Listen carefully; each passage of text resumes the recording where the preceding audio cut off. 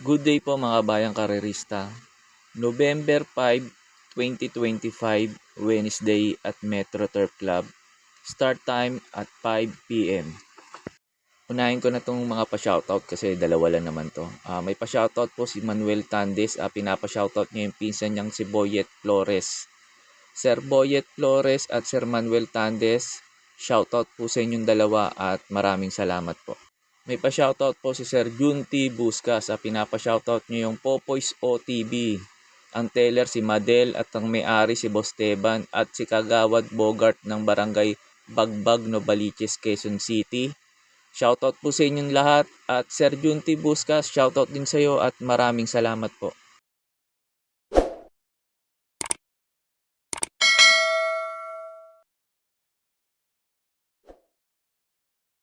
Start na po tayo, race number 1. Dito sa race number 1, pang-primera ko dito yung numero 5, Sting. Siyang pinakamaganda preba rito sa mga tatakbo rito.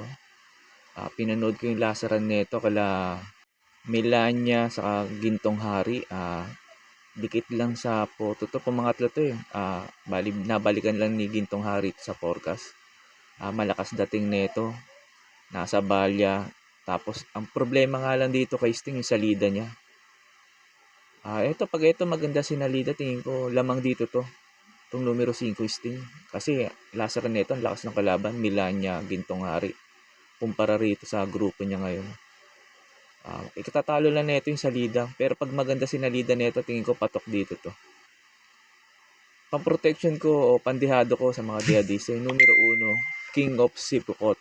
Ito si King of Sipikot, maganda tinakbo nito kay Baba Boom. Tingin ko ito pwedeng rumimate rito. Kasi ang mabilis dito si My Boy Lollipop, Dixie Sky. Yan sila Darna, medyo may bilis yan. Kaya tingin ko, kung hindi maganda sa lead ni Sting, ito sa mga dihado, baka maka-upset lang sakali. Itong numero 1, King of Sipikot. Kaya po sa race number 1, pang-primera ko, pwedeng solohin to eh. Itong numero 5, Sting. Second choice ko po na pandihado yung numero 1, King of Sipokot. Sa race number 2 na po tayo. Pampremera ko dito yung galing sa panalo, yung Presibo. Numero 4, Parisian Life. Problema nga lang dito, change jockey. Dan El Camanyero to AB Serious. Tapos bumigat peso.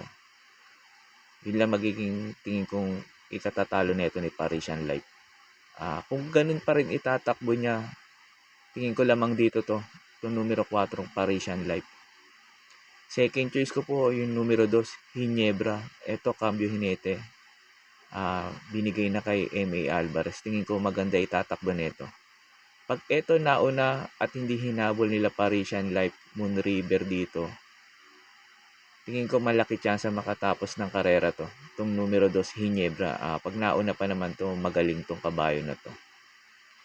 Second choice ko po o pandihado ko dito yung numero 7, Right or Wrong. Pagkatapos nga pala ng info ko dito, in-upload ko po yung last run ni Parisian Life para magkaroon po kayo ng idea kung paano nyo po siya tatayan. Kaya po sa race number 2, pang-primero ko po yung numero 4, Parisian Life. Second choice ko po yung numero 2, Hinebra. Pandihado ko po na third choice yung numero 7, Right or Wrong. Racing. It's a scramble in front position, moving up the warriors that is Calendar Girl. Together with Life Gets Better, Badabing in the middle. Running the audience that is Parisian Life as they make the first turn. Calendar Girl in the middle, then racing beside the rail now to grab the lead is Parisian Life. Joining them now is Life Gets Better. Then racing in for is Badabing, followed in by Amiable Maxine as they race at the backstretch. Parisian Life by about a length and a half, and running in second steed is Calendar Girl. 2 lengths behind in third is Life Gets Better. Badabing remains in fourth. Another 3 lengths for the back in fifth is Brown Pirate. Amiable Maxine third last, then coming closer now is Player Andre, and trading the group is Top Grosser, and they move to the fourth turn. Still a pace setter. Parisian Life by a length and a half. Parisian Life this time by about 2 lengths. Trying to come back once again is Calendar Girl. Bada Bing now very close now. Second position. Driving back in fourth is Life Gets Better. Here comes Amigo Maxine. Player Andre coming home to now. Quarter of a mile to go. It is still Parisian Life. Parisian Life is still the leader against Bada Bing. And down the stretch they come. Parisian Life by about 3 lengths. Moving up now in the middle is Player Andre. Calendar Girl also in there. And nearing the finish line, Parisian Life. Player Andre moving up. And here's the wire. Player, that's Parisian Life. Wins the race over Player Andre. Second. And that concludes our race number 9. Bayan Kirarista, we have runner number 1, Parisian Life, crossing the wire first with jockey Dan El Camanero. And our unofficial order of arrival, 1, Parisian Life, then comes number 2. Sa race number 3 na po tayo. Ito sa mga nagtitipid at kulang sa puhunan. Pwedeng soloin to numero 3, Euroclidon. Baba ngayon sa laban. Yung mga kumparas na kakalaban nito, tingin ko, lamang na lamang dito itong numero 3, Euroclidon. Tapos ang peso 50. Sana ma-rate na maayos ng hinete. Tingin ko, malaki chance na ito manalo na ngayon dito. Tingin ko baka iuna o kaya iabang lang kay Flywheel to. Kasi tingin ko, may bilis naman din tong kabayo na to. Pwede niyang unahan kagad na si Flywheel to eh. Andun lang kung di aabangan si Flywheel o iuna niya na to. Second choice ko yung pang protection sakaling hindi maganda itakbo kay RC Simasio nung Euroclidon. Ito pang protection ko yung numero 5, Big Battle. Ito pwedeng makinabang dito. Sakaling maghabulan sila Flywheel, Diobels, Glory, and Euroclidon. Tingin ko ito pwedeng makinabang. Wag lang mamadaliin. Tingin ko pwedeng umupset kay Euroclidon to. Itong numero 5, Big Battle. Kaya po sa race number 3, pang-primera ko po yung numero 3, Euroclidon. Second choice ko po yung numero 5, Big Battle. Sa race number 4 na po tayo. Pang-primera ko dito yung numero 4, Megan Maxine. Ito, cambio hinete, binigay kay M.A. Alvarez. Tingin ko maganda itatakbo na itong kabayo na to. Tingin ko baka iuna na ni Alvarez to.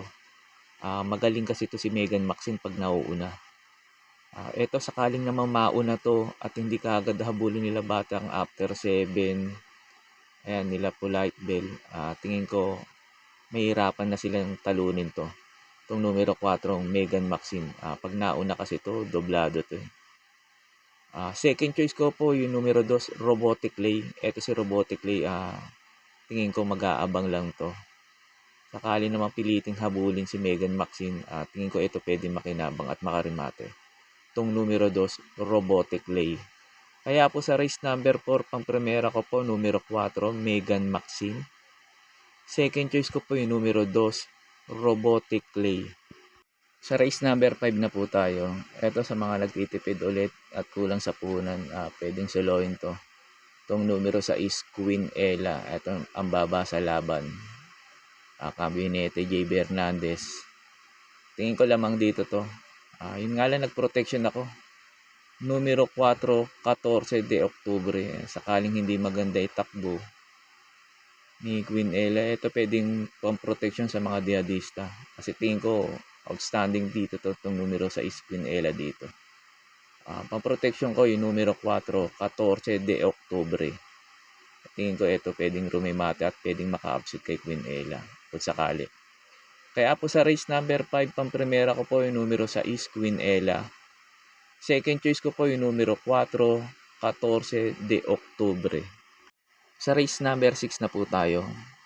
Numero 7, Bukawi Rivertown. Ito para po sa akin dito sa race number 6. So, soloin ko na po ito itong numero 7, Bukawi Rivertown. Tingin ko po, walang makakauna dito ngayon. Tingin ko kasi walang gaanong mabilis. Pag ito nauna at hindi nila hinabol sa unahan, tingin ko malaki chance nito makatapos ng karera. Kaya tingin ko po dito sa race number 6 lamang po dito to. Bigyan lang ng importansya na may-ari to. Tingin ko lamang na lamang dito to. Pagkatapos nga po pala netong info ko dito sa race number 6, in-upload ko po yung last run neto ni Bukawi River Town para magkaroon po kayo ng idea kung susuluhin nyo po ba o magpo-protection pa kay Antonio de la Mugis o sa mga iba pang kabayo dito. Kaya po sa race number 6, tong numero 7 yung Bukawi River Town, para po sa akin, susuluhin ko na po. There. On the way now, on in front is second by Mr. Manileño, followed by Bishop Blue. Down for the inside or in between horses now is only Burn, but it's still Mr. Manileño. 2 lengths back to only Burn, down for the inside, light better. Around the outside now is Bishop Blue, then followed by Bukawi River Town, who's improving. Then next in line is Baby Hovelut. Halfway now they travel.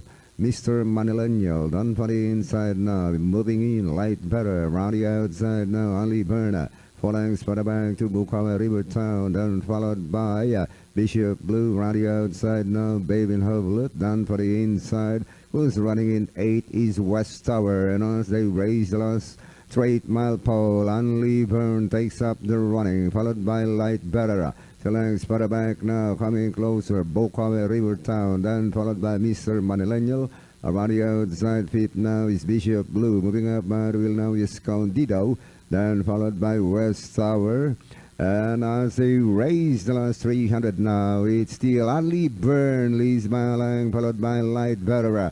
5 lengths away now is Condido, around the outside, Bishop Blue, Baby Hovelut. But it's still only Burn with 2 lengths leader, followed by Light Better. And at the line is only Burn. Second, Light Better is Condido, Bishop Blue, Baby Hovelut, and Bukawi River Town for your Super 6. And there we have it. Bayan Carrerista, our first race is over and it belongs to runner number 7, Anli Burn, ridden by JL Paano, crossing the wire first. And our unofficial order of arrival, we have 7 and 1. Now let's go ahead and watch the instant replay. Sa last race na po tayo. Bago nga po pala ako magbigay ng info ko dito sa last race, makikiusap ulit po sana ako sa inyo na sana po mag-subscribe po kayo sa YouTube channel ko. At pakitap na rin po yung notification bell para updated kayo tuwing mag-upload ako ng mga infos at videos ko po dito. Arnel Racing Tips, maraming salamat po. Sa last race na po tayo. Dito sa last race, pag may mga kursyonada kayo, mga dehado, isama nyo lang po. Okay, magkaladkad kayo dito. Medyo magulo tong last race na to. Pipili akong 3 na medyo lamang para sa akin. Numero 2, Desirable. Ito si Desirable, lagi lang nabibitin to. Last run neto kay Don Pedro, medyo nakalayo lang si Don Pedro. Walang humabol. Kaya tingin ko yun na naging factor ng pagkatalo neto ni Desirable. Second choice ko po yung numero 1, Biglang Buhos. Ito si Biglang Buhos, nasingitan lang ni Misha to. Akala ko siya naman nanalo doon. Tingin ko mag-aabang lang to sa mga mabibilis dito. Tingin ko malaki rin panalo nito itong numero 1, Biglang Buhos. Third choice ko po na pandehado yung numero 9, Regal. Ito maganda position niya, last to enter. Baka mauna at makasabay ka agad. Tingin ko malaki rin panalo rito to. Tunong numero 9, Regal. Kaya po sa last race, pampremera ko po yung numero 2, Desirable. Second choice ko po yung numero 1, Biglang Buhos. Third choice ko po na pandehado yung numero 9, Regal. Yun lang po, and good luck and happy racing po mga bayang karerista.